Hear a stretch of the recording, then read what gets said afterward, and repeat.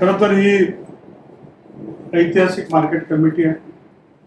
संबंध भारतामध्ये, एशिया खंडामध्ये या मार्केट कमिटीचं नाव आहे. आणि या मार्केट कमिटीची जबाबदारी माझ्यावर आली आहे. महत्वाची जबाबदारी आपल्या राज्यामध्ये मार्केट ऑफ नॅशनल इम्पॉर्टन्स याचा निर्णय व्हावा याची बऱ्याच दिवसापासून मागणी होती. हा निर्णय फार पूर्वी झालेला होता, जवळपास 6 महिन्यापूर्वीच हा सारा निर्णय झाला. परंतु आपण वेळेच्या अनुसार आपल्याला इथे येणं शक्य होत नव्हतं आणि राज्याच्या प्रमुखांनी तात्काळ याच्यावर कारवाई करावी अशी सूचना दिल्यानंतर आपण त्या कामाला वेग आणला. खरं तर आपल्या मनामध्ये अनेक संकल्पना आहेत, अनेक विकासाच्या गोष्टी आपल्याला करायच्या. आपण या नवी मुंबईच्या मार्केट कमिटीला त्याच्यामध्ये जे काही प्रश्न आपले असतील ते सगळं सोडवण्याचा आपण प्रयत्न करू. मागच्या काळामध्ये याला मोठा इतिहास आहे. अनेक माहितीगार लोक इथे चेअरमन होते, संचालक होते. त्यांनी आपापल्या पद्धतीने काम करण्याचा प्रयत्न केला. कर्मचारी त्यांचा अनुभव सांगत असताना 30-30, 40-40 वर्ष त्या लोकांनी आपलं आयुष्य त्या मार्केटला घडवण्यासाठी त्यांनी दिलेलं आहे. म्हणून त्यांचं सुद्धा एक गुणानुबंध आणि नाळ या मार्केट कमिटीशी जोडलेली आहे. आपण महाराष्ट्रामध्ये जोपर्यंत शेतकऱ्यांच्या शेतीमालाला योग्य किंमत मिळणार नाही तोपर्यंत महाराष्ट्रामध्ये खऱ्या अर्थाने विकास होणार. आणि म्हणून आंतरराष्ट्रीय दर्जाचं इंटरनॅशनल मार्केट हे आपण स्थापन करणारच आहे. साधारणतः 1200 एकरवर ते मार्केट आपण स्थापन करणार आहे. त्याचबरोबर हे जे काय आपले मार्केट आहे त्याचा मुख्यतः ट्रेडिंग हब्स जे म्हणून त्यांची ओळख आहे, त्यांना अजून कशी चालना देता येईल त्याच्यामधले प्रश्न सोडून त्याच्यामध्ये आपले शेतकरी असतील, व्यापारी असतील, आडते असतील, हमाल, मापाडी, मुनीम आणि अजून जे काही घटक असतील, कर्मचारी असतील, त्या सगळ्यांच्या हितासाठी आपल्याला सगळ्यांना निर्णय घ्यायचे.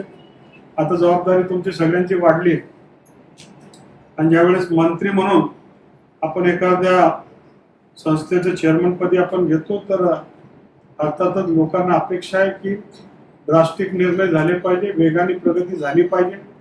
आणि बऱ्याच वेळा परवानग्या वगैरे वगैरे मिळायला विलंब जो लागायचा तो आता तात्काळ सगळ्या गोष्टी होतील आणि राज्याच्या मंत्रिमंडळापर्यंत आपले सारे प्रश्न आणि विषय आपल्याकडे पोहोचतील. बऱ्याच वेळा चर्चा अशी होते की शेतकऱ्याचा डायरेक्ट इथे संबंध आहे. कुठलाही माल तयार होतो तो शेतकरीच तयार करतो, तो असते पर असते आपल्याकडे येत असतो. आणि म्हणून शेतकऱ्यांचा देखील याच्याशी जवळचा संबंध आहे. याच्यामध्ये काही महत्वाचे धोरण असतील, निर्णय असतील, याच्यामध्ये आपल्या सगळ्यांना जे आता माझ्यावर जबाबदारी आली म्हणजे तुमच्या सगळ्यांवर आली. आणि आपल्याला मंत्री म्हणून दररोज ते इथे बसणार नाही. वेळोवेळी मी इथे मीटिंग घेत राहील, आढावे घेत राहील, काही आपल्याला डिजिटली ऑनलाईन आपल्याशी चर्चा करत जाईल.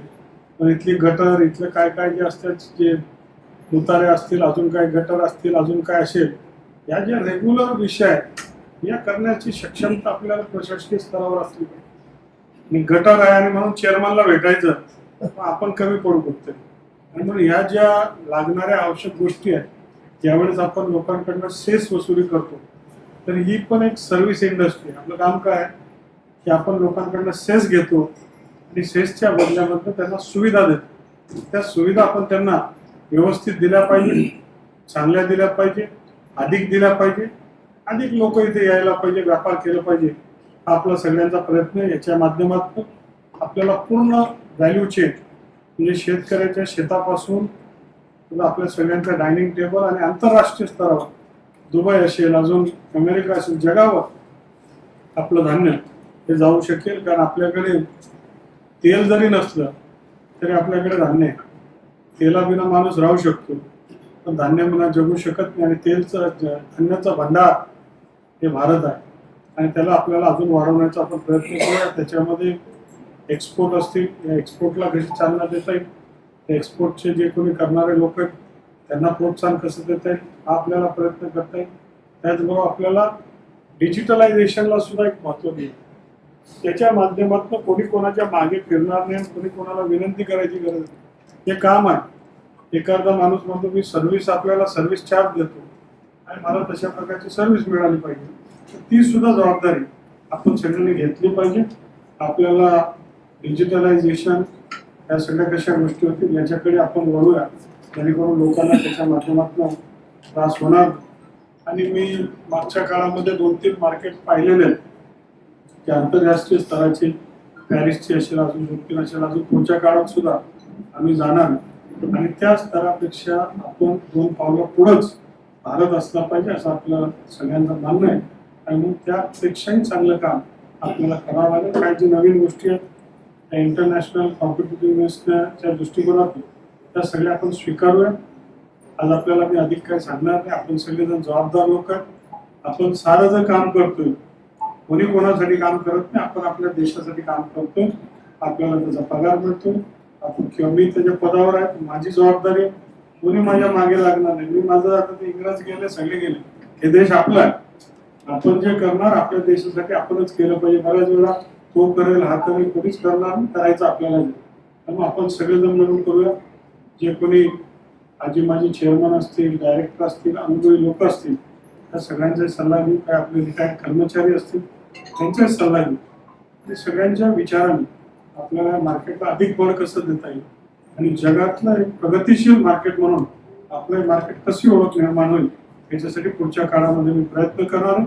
आणि या प्रयत्नाला आपल्या सगळ्यांचा पाठिंबा आपल्याला लागेल. याच्यामध्ये निर्णय घेत असताना काही कठोर निर्णय देखील घ्यावा लागतात, काही कडक निर्णय घ्यावे लागतात. रोजच्या इतक्या वर्ष आम्ही करायचो, आम्हाला ते चालायचं आणि आता तुम्ही हे सगळं रोखता ते. मार्केटच्या हितामध्ये जे काय असेल ते मी त्याचा निर्णय घेणार. आणि आपल्याला सगळ्यांना सूचना आहे की मी मार्केटमध्ये काम केलेलं आहे म्हणून कृषी उत्पन्न बाजार समितीचा मला अनुभव आहे.